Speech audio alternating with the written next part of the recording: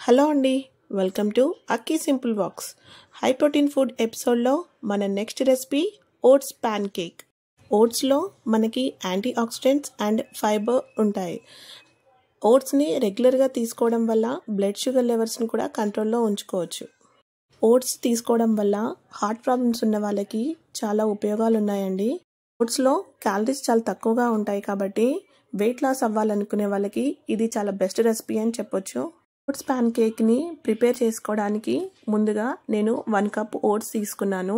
ఆ తర్వాత ప్యాన్ పెట్టుకొని కొంచెం నెయ్యి వేసుకొని ఓట్స్ని దోరగా వేపుకోవాలండి. లో ఫ్లేమ్ మీదనే వేపుకుంటే బాగా వేగుతాయి.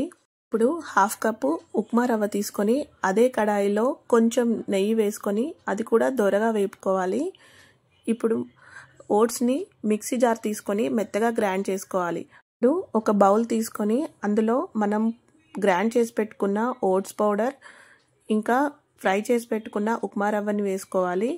ఆ తర్వాత అందులో కొంచెం ఉప్పు, ఉల్లిపాయ ముక్కలు, పచ్చిమిర్చి ముక్కలు, అందులో కొంచెం క్యారెట్, కొత్తిమీర, జీలకర్ర ఇవన్నీ వేసుకొని బాగా కలుపుకొని వాటర్ పోసుకొని బాగా కలుపుకోవాలి. కన్సిస్టెన్సీ ఈ విధంగా ఉండేలా చూసుకోండి.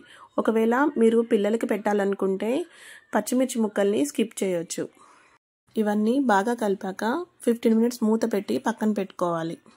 15 మినిట్స్ అయ్యాక కన్సిస్టెన్సీ కొంచెం గట్టిగా అనిపిస్తే ఇంకా కొన్ని వాటర్ యాడ్ చేసుకోవచ్చు. ఇప్పుడు దోశ ప్యాన్ పెట్టుకొని పెద్దవాళ్ళకైతే ఊతప్పం లాగా చేసుకోవచ్చు, చిన్న పిల్లలకైతే చిన్న చిన్న ప్యాన్ కేక్స్ లాగా చేసుకోవచ్చండి.